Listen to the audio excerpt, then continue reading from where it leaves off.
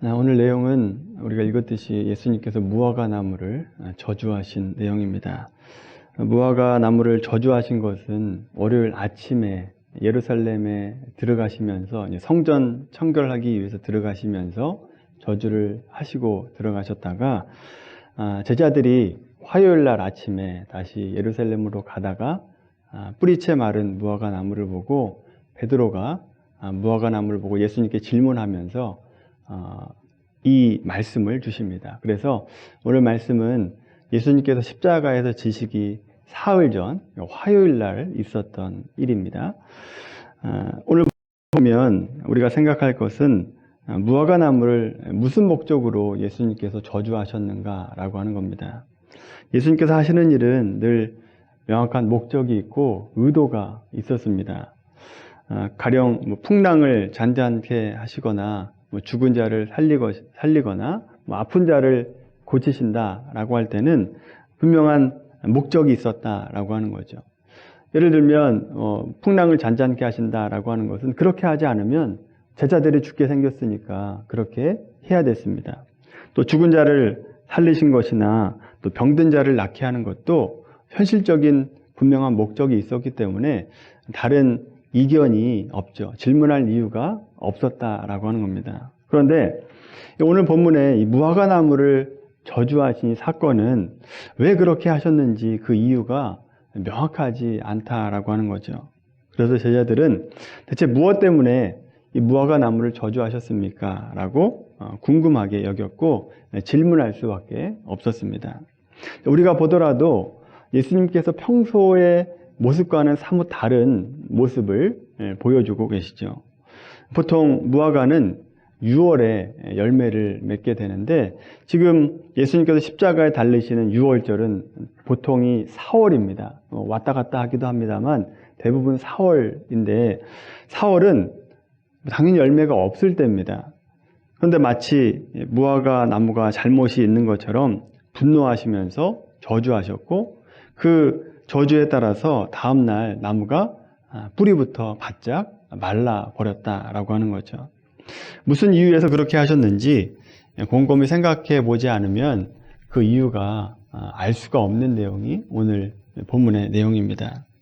우리는 보통 이 무화과 나무를 저주하신 사건을 23절, 25절 말씀 때문에 어떤 일반적인 믿음과 기도에 관한 말씀이겠거니라고 생각을 하는 경우가 많습니다. 그런데 여러분, 이 성전을 청결하게 하신 사건을 중심으로 해서 무화과 나무를 저주하신 사건이 앞뒤로 있다라고 하는 것을 보면 이 무화과 나무를 저주하신 이 사건도 성전을 청결케 하신 사건과 맥을 같이 하고 있구나라고 하는 이해를 가지고 있어야 됩니다. 지난 시간에 성전을 깨끗게 하신 사건은 안나스 일가에 대한 분노와 더불어서 성전에서 상거래 자체를 못하게 하신 하나님의 뜻입니다. 예수님의 의도가 있었다라고 하는 거죠. 그래서 구약에 허락한 성전이나 제도나 어떤 율법이나 라고 하는 그 모든 것들을 이제 끝났고 예수 그리스도의 시대, 복음의 시대가 도래했다라고 하는 것을 말씀하고 있습니다. 오늘 본문에서 무화과 나무를 저주하신 사건도 같은 의미입니다. 무화과 나무는 구약 성경에서 포도나무와 함께 이스라엘 백성들을 상징하는 나무입니다. 그래서 무화과 나무와 잎은 무성했습니다만 열매가 없는 것은 이스라엘 백성들의 종교적인 모습, 거칠에는 무성하지만 열매는 없다라고 하는 것을 비유하고 있는 것입니다. 자, 이렇게 이스라엘 백성들의 신앙 상태를 고발함과 동시에 또 하나 말씀하는 것이 있습니다. 구약의 성전과 또 제사제도와 또 율법으로는 잎만 무성할 뿐이지 결코 열매를 맺을 수 없다라고 하는 것을 비유적으로 말씀해주고 있는 겁니다. 지난 시간에 말씀드렸듯이 구약의 제사제도와 율법은 모두 그리스도를 예표하는 것이다. 그리고 예수 그리스도의 그림자다라고 하는 것을 말씀드렸습니다. 자, 구약에 예언했던 실체, 즉 메시아가 오셨으니까 구약의 제도들은 더 이상 그 의미가 없고 그 가치를 잃어서 폐기돼야 된다라고 하는 겁니다. 자, 그것을 무화과나무가 저주받아서 뿌리채 말랐다라고 하는 것을 통해서 보여주고 있는 것입니다. 자, 이것이 무슨 의미인가 말씀을 한번 보겠습니다. 히브리서 9장 말씀입니다. 히브리서 9장 1절에서 10절 말씀입니다. 히브리서 9장 1절부터 10절까지 말씀.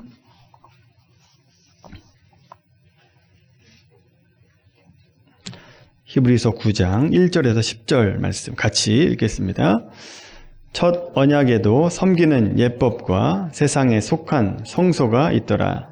예비한 첫 장막이 있고 그 안에 등잔대와 상과 진설병이 있으니 이는 성소라 일컫고 또 둘째 휘장 뒤에 있는 장막을 지성소라 일컫나니 금향로와 사면을 금으로 싼 언약궤가 있고 그 안에 만나를 담은 금 항아리와 아론의 쌍난 지팡이와 언약의 돌판들이 있고 그 위에 속죄소를 덮는 영광의 그룹들이 있으니 이것들에 관하여는 이제 낱낱이 말할 수 없노라.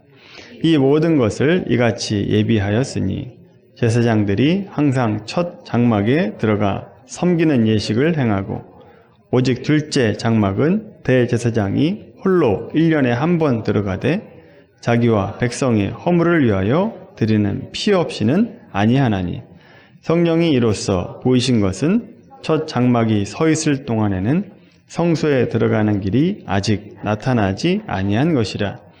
이 장막은 현재까지의 비유니 이에 따라 드리는 예물과 제사는 섬기는 자를 그 양심상 온전하게 할 수 없나니 이런 것은 먹고 마시는 것과 여러 가지 씻는 것과 함께 육체의 예법을 뿐이며 개혁할 때까지 맡겨둔 것이니라. 아멘. 성막을 한번 생각을 해보시면 성막 안에 딱 들어가면 성소가 있고 그 안에 지성소가 있는데 성소와 지성소는 휘장으로 이렇게 나눠져 있습니다.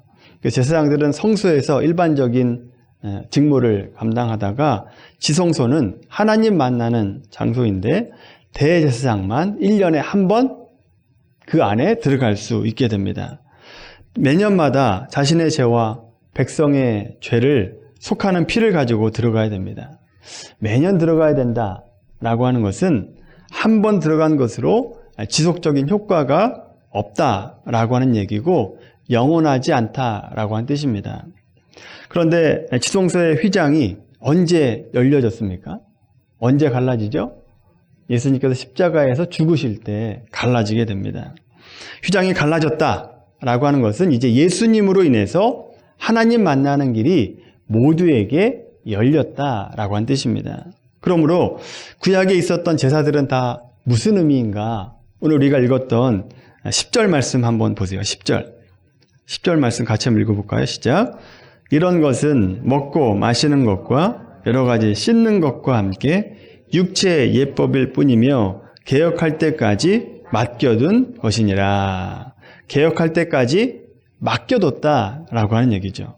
즉 이스라엘 백성들에게 주신 율법과 제사제도는 영원한 것이 아니라 임시적인 것이다 라고 하는 뜻입니다.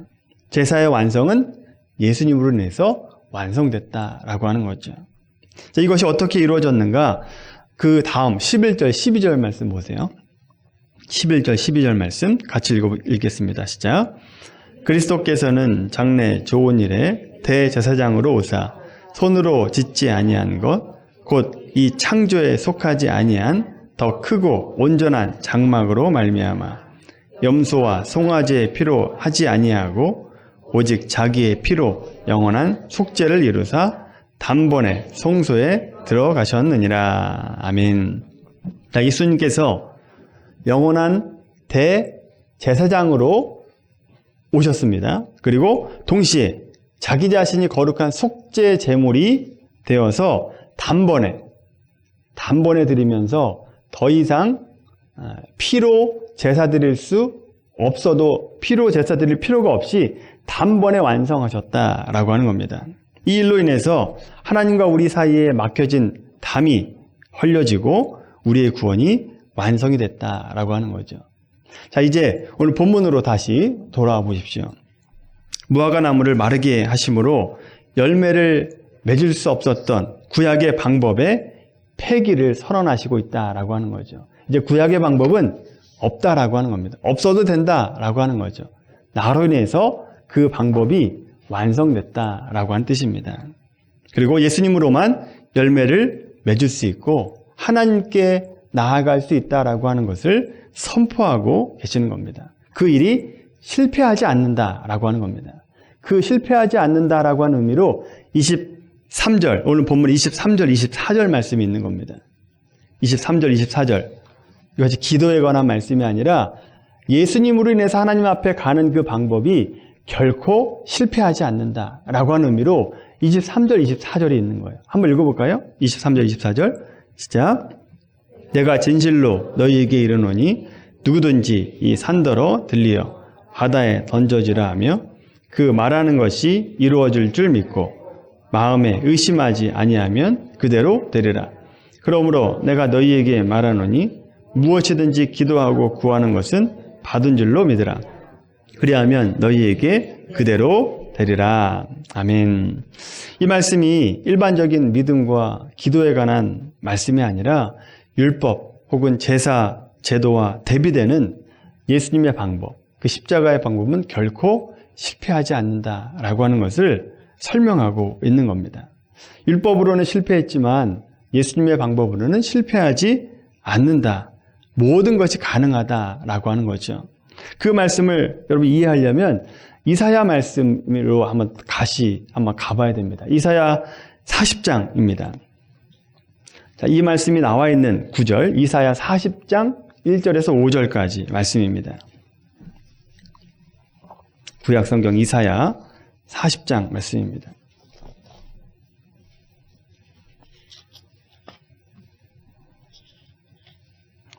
이사야 40장 1절에서 5절까지 말씀.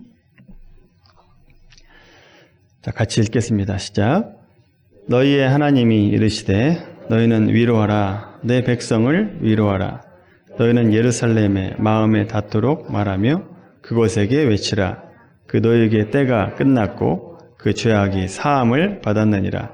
그의 모든 죄로 말미암아 여호와의 손에서 벌을 배나 받았느니라 할지니라 하시니라. 외치는 자의 소리여 이르되 너희는 광야에서 여호와의 길을 예비하라.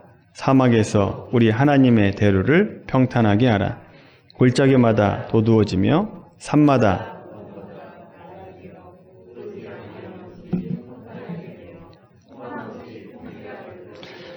여호와의 영광이 나타나고 모든 육체가 그것을 함께 보리라. 이는 여호와의 입이 말씀하셨느니라. 아멘.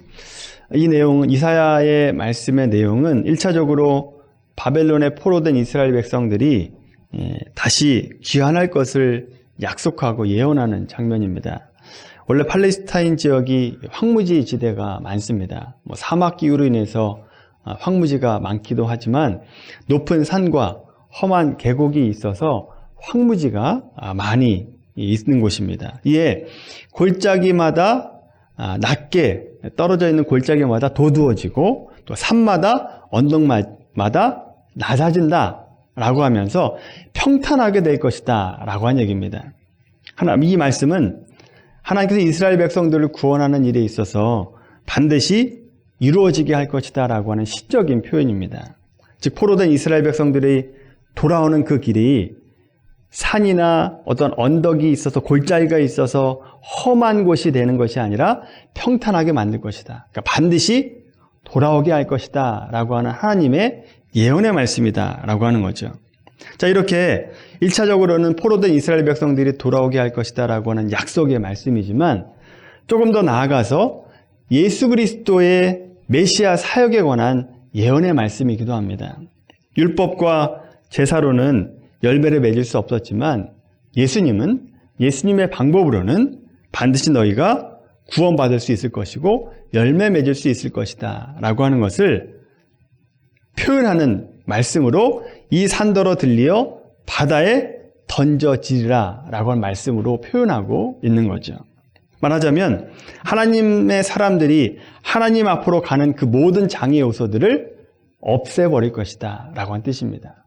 예를 들면 율법이나 제사제도나 할례나 라고 그 모든 방법들을 없애고 평탄한 방법으로 하나님께 갈 수 있는 방법을 내가 만들겠다라고 한 뜻이죠. 따라서 오늘 말씀을 통해서 우리가 확인할 수 있는 것은 우리가 율법을 지키고 제사 제도를 가지고 구원 얻는 것이 아니라 예수 한 분만으로 충분하다라고 하는 것을 알게 됩니다. 예수로만 구원받게 되는 겁니다. 우리는 이스라엘 백성들과 달리 율법도 가지고 있지 않고 제사 제도도 없습니다. 그런데 우리가 구원받을 수 있죠. 오직 예수로만 충분하기 때문에 그런 것입니다. 여러분, 오늘 말씀을 통해서 우리가 확인하는 것, 우리의 구원은 율법이 아니라 오직 예수 그리스도로 받는다라고 하는 것이 우리 그리스도인들에게 굉장히 중요합니다. 굉장히 중요하고 우리의 신앙에서 붙들어야 될 핵심 내용이다라고 하는 거죠. 이 말씀의 의미를 우리가 잘 되새겨야 됩니다. 우리에게 율법이 없으니까 나와는 상관이 없는 말씀 아닌가라고 생각을 할 수 있습니다만, 오늘날 우리의 신앙이 알게 모르게 율법화 되어가고 있습니다. 우리나라가 벌써 복음이 들어온 지가 1866년 토마스 선교사에 의해서 복음이 들어왔으니까 벌써 150년이 훌쩍 넘었습니다.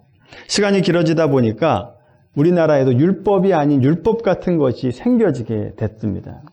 예를 들어서 예배 드리는 것, 기도하는 것, 큐티하는 것, 헌금하는 것 같은 것들이 율법화되어 가고 있다라고 하는 거죠. 이것이 나쁘다는 게 아니라 율법화되어 가고 있다는 겁니다.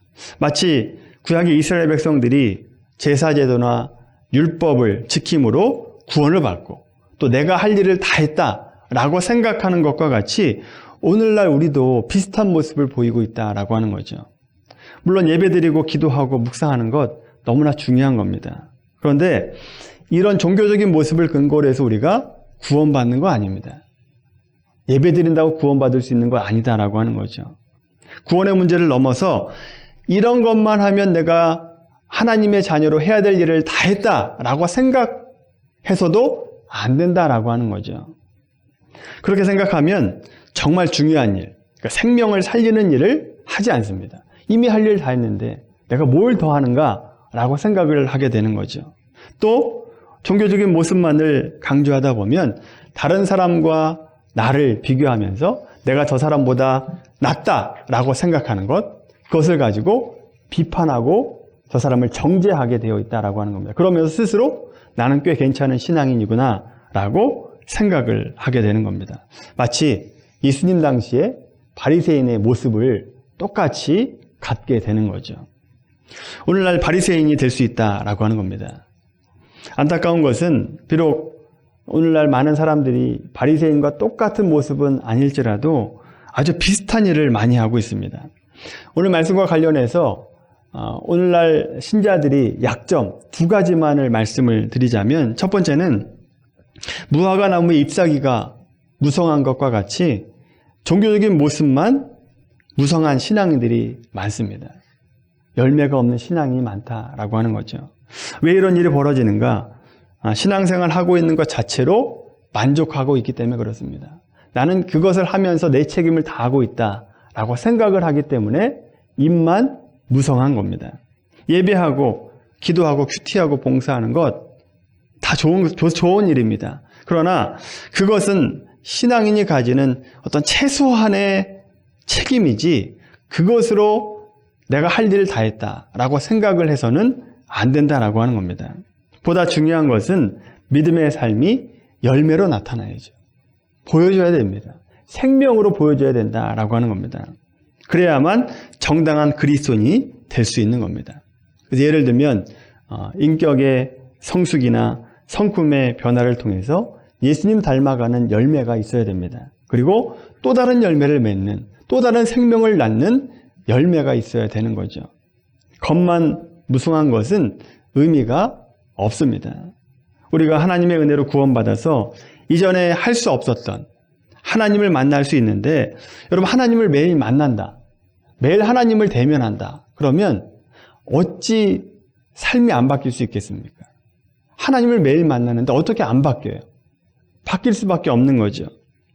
그런데 여러분, 만약에 내가 하나님을 매일 만난다라고 생각은 하고 있는데 삶이 변하지 않는다, 삶의 열매가 없다 라고 한다면 여러분 스스로 곰곰이 한번 생각해 보셔야 됩니다. 진지하게 생각해 보셔야 돼요. 내 신앙이 잘 흘러가고 있는 것인가, 올바른 길로 가고 있는 것인가 생각을 해 보셔야 됩니다. 여러분, 우리가 하나님 만나는 자로서 합당한 열매를 맺게 되는 자가 되기를 바랍니다. 맺을 수밖에 없습니다. 하나님 만난다면 맺을 수밖에 없다라고 하는 것을 기억하시고 우리의 삶을 되돌아보는 우리의 신앙인들이 되기를 바랍니다. 두 번째로, 현대 교인들의 약점, 무화과 나무의 잎사귀는 무성해서 멀리서만 볼 때만 좋습니다. 멀리서만 볼 때만 좋아요. 가까이 가면 가까이 가고 싶지 않은 사람이 있어요. 능력 있는 신앙인들도 있고 열심 있는 신앙인들이 있습니다. 멀리서 볼 때는 참 아름답죠. 존경스럽고 닮고 싶은 신앙들이 있습니다. 그런데 여러분, 막상 가까이 가보면 인격적인 차원에서 배울 게 없는 사람들이 있습니다. 예수님 믿는다고 하지만 가까이 가보면 상식도 없고 교양도 없고 말도 안 되는 짓을 하고 있는 신앙들이 있다라고 하는 거죠. 믿음이 있다고 하지만 눈빛이나 얼굴 표정이나 마음 쓰는 수준이 세상 사람들과 다르지 않아요. 사람들을 지적하고 혼내고 그 사람 옆에만 가면 찬바람이 쌩쌩 붑니다. 가까이 가고 싶지 않은 사람들이 있다라고 하는 거죠. 예수님 지적처럼 잎만 무성한 나무입니다. 잎만 무성해요. 보기만 좋다라고 하는 거죠. 이런 모습과 달리 여러분, 우리가 본받을 만한 사람이 있습니다. 여러 사람들이 있겠지만 우리 사도행전 11장 말씀 한번 찾아볼까요? 사도행전 11장 24절 말씀.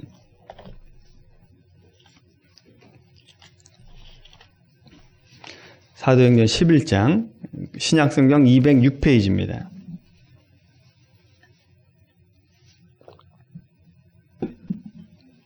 사도행전 11장 24절부터 26절까지 말씀.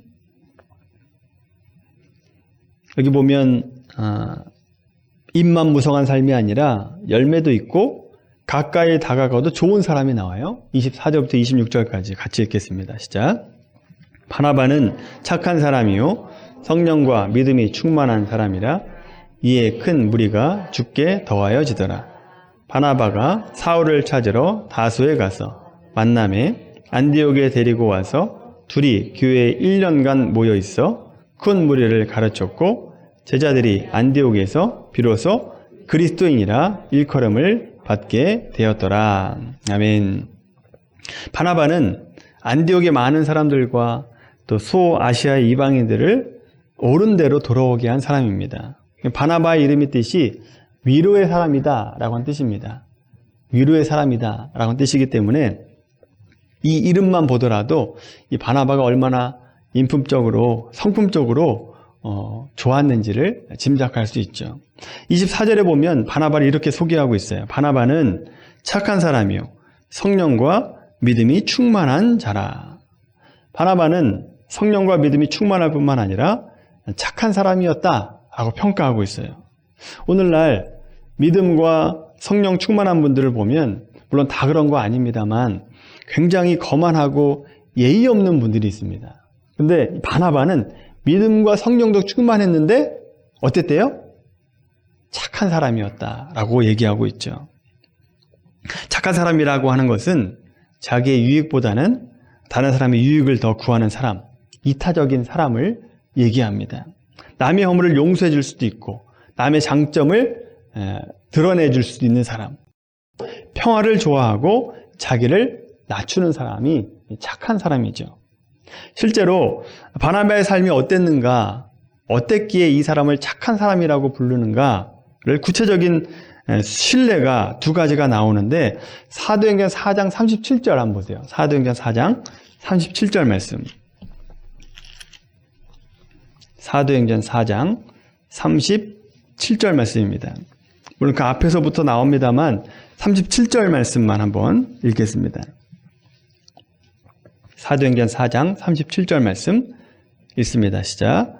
그가 밭이 있음에 팔아 그 값을 가지고 사도들의 발 앞에 두니라. 아멘. 바나바는 재물에 대해서 관대하고 자기 재물을 다른 사람을 위해서 내 것을 드릴 수 있는 사람이었다라고 하는 거죠. 여러분, 재물에 관대하지 않고 재물에 욕심 많은 사람은 착한 사람이 될 수 없습니다. 그래서 지갑이 거듭나야 구원받았다라고 한 얘기가 있을 정도죠. 재물에 욕심 많은 사람은 착한 사람이 될 수 없습니다. 저는 이 물질의 자유로움이 있어야만 착한 사람이 될 수 있는데 이 물질의 자유로움은 어디서 오는가? 11조에 온다라고 믿습니다.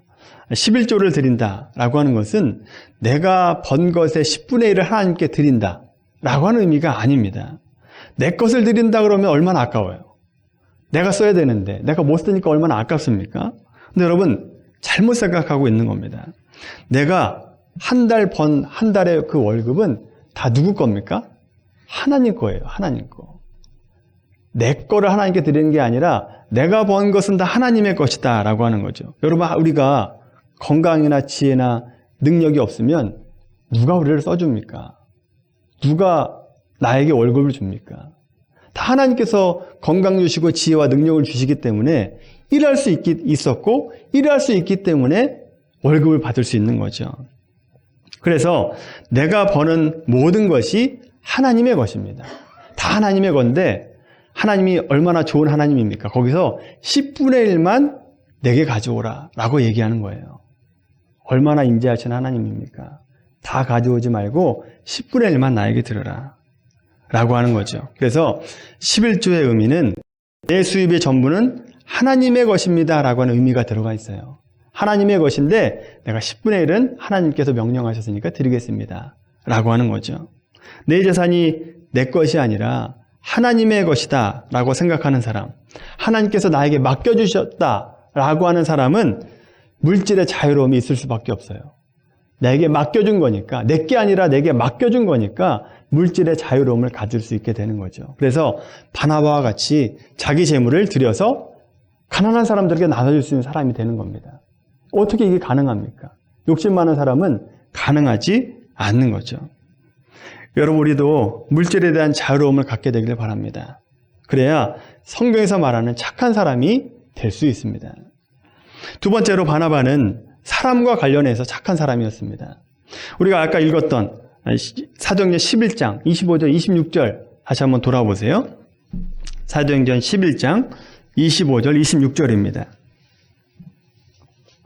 여기 보면 이때 사울, 바울이죠. 우리가 알고 있는 바울, 아직 본격적으로 복음을 전하지 않을 때입니다. 왜냐하면 과거에 사울이 그리스도인들을 잡아서 옥에 가두고 죽이는 일이 있었기 때문에 그리스도인들이 그를 신뢰하지 않았습니다. 그래서 그를 사역에 끌어들이지 않고 있었다라고 하는 거죠. 그런데 그 허물 많은 사울을 바나바가 사역의 현장으로 끄집어내고 있습니다. 이런 모습을 보면 이 바나바는 비판만 하는 사람이 아니라 사람의 장점을 볼 수 있는 사람이었고 그 장점을 극대화시키는 사람이었고 또 협력할 수 있는 사람이었다라고 하는 것을 알게 되죠. 여러분, 단점만 보고 비판하는 사람은 착한 사람이 될 수 없습니다. 완벽한 사람이 어디 있습니까? 우리 모두는 허물을 가지고 있어요. 약점이 있습니다. 다 부족합니다. 그런데 그 부족함을 인정하고 다른 사람을 세워주고 다른 사람과 협력할 수 있는 사람, 그 사람만이 착한 사람이 될 수 있다라고 하는 거죠. 이렇게 물질과 사람과의 관계에서 착했던 바나바는 비록 바알과 같이 유명한 사람은 아니지만 그 삶 가운데 많은 신앙의 열매들이 맺혀지는 것을 보게 되죠. 여러분, 오늘 말씀을 통해서 우리가 우리의 삶을 한번 되돌아보기를 바랍니다. 입만 무성한 무화과 나무는 아닌가? 나는 멀리서만 볼 때만 좋은 사람 아닌가? 가까이 오면 별로 도움도 안 되고 사람들을 비판하고 또 인격적이지 않은 모습이 나오고 있지는 않은가? 우리의 삶을 돌아보는 사람들이 되길 바랍니다. 여러분, 저는 여러분들이 바나바와 같은 사람이 되기를 원합니다. 바나바와 같이 좋은 사람이 되십시오. 좋은 사람이 되길 바랍니다. 함께 있으면 좋은 사람, 사람을 세워주고 격려해주고 위로해주고 베푸는 사람들이 되기를 바랍니다. 오늘 말씀을 통해서 나는 어떤 부분의 열매가 부족한가 돌아보시고 결단하셔서 바나바와 같이 좋은 사람이 되길 바라고, 또 신앙의 연수가 쌓여갈수록 우리의 신앙의 삶에 열매가 있게 되기를 주님의 이름으로 간절히 축원합니다.